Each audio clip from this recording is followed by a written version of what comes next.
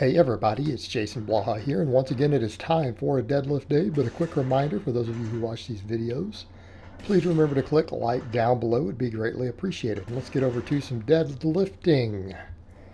So, today I went with, again, 90% of my projected training max, so we went with 545, should be a 3 plus, and I did 4.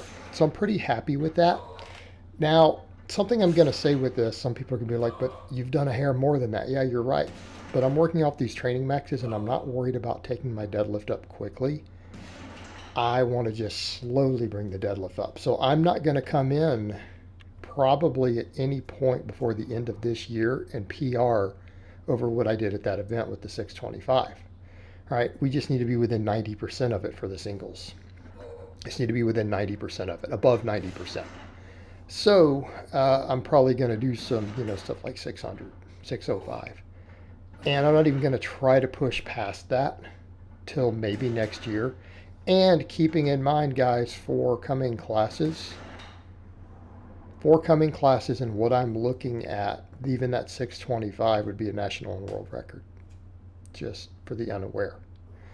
So I do need to get it higher because I need it for my total. So afterwards, I did, instead of 5x5, I did 4x5 deadlift because I did the heavy peak set. So we ended up getting 5 sets of deadlifts.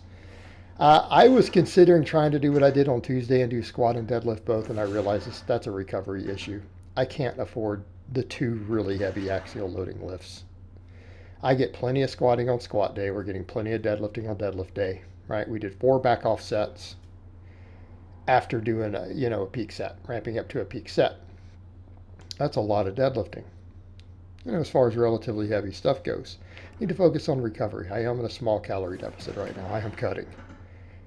So, and on lower carbs, so one reason I'm doing a little heavier work and less rep work. So because of that, again, I've got to be able to balance recovery. I really need the traction movements on lower day.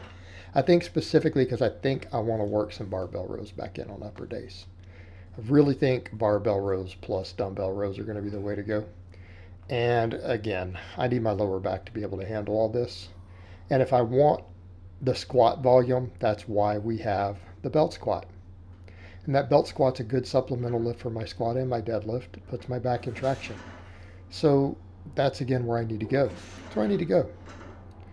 And so I did 5 sets of that. And if we do the math, it's still 10 sets for quads because deadlifts do hit quads. Don't let anybody tell you that they don't.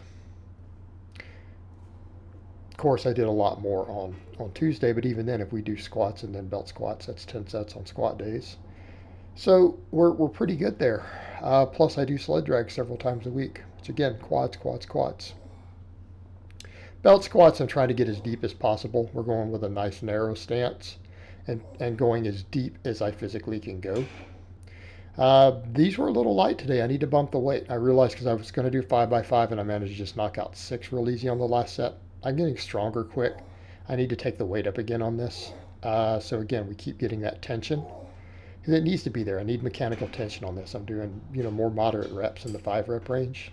Not super low and certainly not high. But at a point where we are focusing a little more on the mechanical tension aspect. So I do need to bring this weight up, right? Now, I don't know what the device itself weighs, so I'm not counting that. Like, I'm not sure they claim that arm is 55 pounds. I'm just only counting for this thing what I load on it in plates. So we got 240 in plates. I probably need to take it up another 10 pounds. Need to go up to 250 next time and then just maybe slowly build it from there. All right, we'll work towards 300 for 5s on this. And then after that, I did glute ham raises because I looked at it and said, look, I've done a little bit of variation, taken out some stuff, messed with the back extensions. And they're nice to break things up every now and then, right? Do a couple workouts with the back extensions just to avoid some overuse. But let's be realistic here. What built my deadlift? Besides rowing and all that stuff, which again, I'll start pushing rowing hard again. What's built that deadlift? What supplemental lifts? It's been the glute ham raises. People could argue good mornings, but I feel like the belt squats work just as well for my purposes. But this is really what I need. It's glute ham raises, reverse hypers. These have been my bread and butter. Okay, I've done really well on them. I need to keep pushing them. And they're easy on recovery. That's the main thing. And I will work the back extensions in maybe every few weeks or whatever, just again to break things up. And I might even work some good mornings back in. But I'm at a point now where I'm squatting and deadlifting for actual volume every week. I don't think I have the recovery to spare for good mornings right now, if I want to do all this other stuff. So it's like, if I want to do good mornings, I've got to take some of this other stuff out. And I just feel like I'm getting so much out of my deadlift off of these movements. Glute ham raises really build my hamstrings up. Those belt squats really help build the quads to break me off the floor faster. The reverse hypers with the lower back. So in addition to the fact that the deadlifts themselves will increase my deadlift at this point, I have a feeling my deadlift's gonna shoot up. Right? It's gonna shoot up. And really, it's going to be a grip issue. I think my deadlift at this point, again, is going to be limited by whatever my grip is. So I need to keep hammering the grip. But in the meantime, we need these other exercises. And you know what? These will bring my squat up also. All of these supplemental lifts are squat accessories also. Now, people will say, well, what do you mean? How's the reverse hyper and the glute ham raise? These are your support muscles. Hamstrings and low back are the support muscles. Of course, then you get glute activation also, and glutes do matter. And then the belt squat, it's pretty obvious, isn't it? Pretty obvious. These three movements build the support musculature of the squat and the primary movers. And they all do so in a way that helps you recover. But since I'm going to squat and deadlift both heavy and then for back off work, I really need my other lower body stuff to be things that are easy on recovery. And I've got to keep that in mind, because I have that tendency to want to push harder and do things that I would not do with my own clients. Right? I have a tendency to do that. And I've got to remember, I'm not indestructible. I have limited recovery. Right? We got limited recovery. Plus, if I'm not just destroying my recovery on the lower body stuff, I'm picking easy to recover from stuff, it'll let me push the upper body stuff harder. And I need to be able to do that to get my bench up. My bench is really my weak link. All right? Like, it's one reason I have to get the deadlift up is because my bench is bad enough that it's going to hurt my total.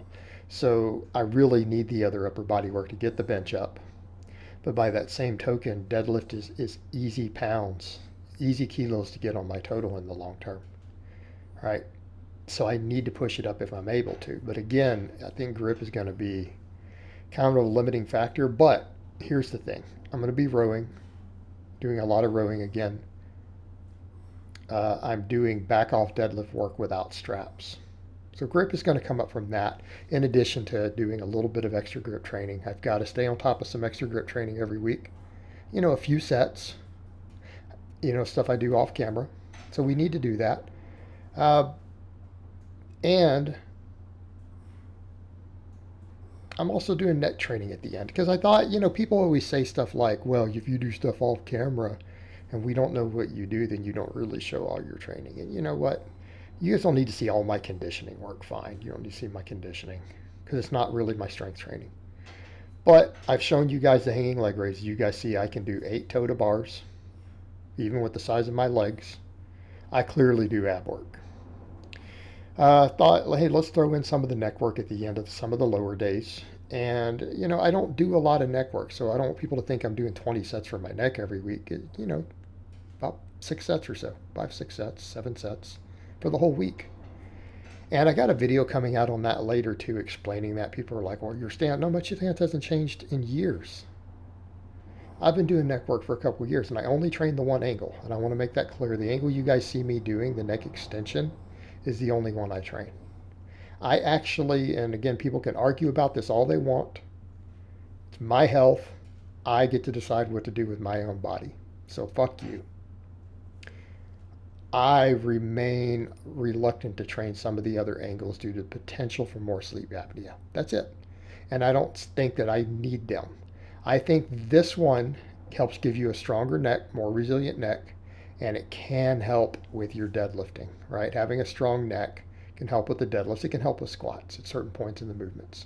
It's not a bad idea. Plus, if I want to ever get into boxing or something later, having that stronger neck there is of value. But I only train extensions. I do the one angle, I don't do the sides, I don't do the front. I just want the ones again, basically the erectors running up my neck. So that's what I train. You know, but 3 sets of 10 twice a week, 3 to 12 or 10 to 12 is adequate.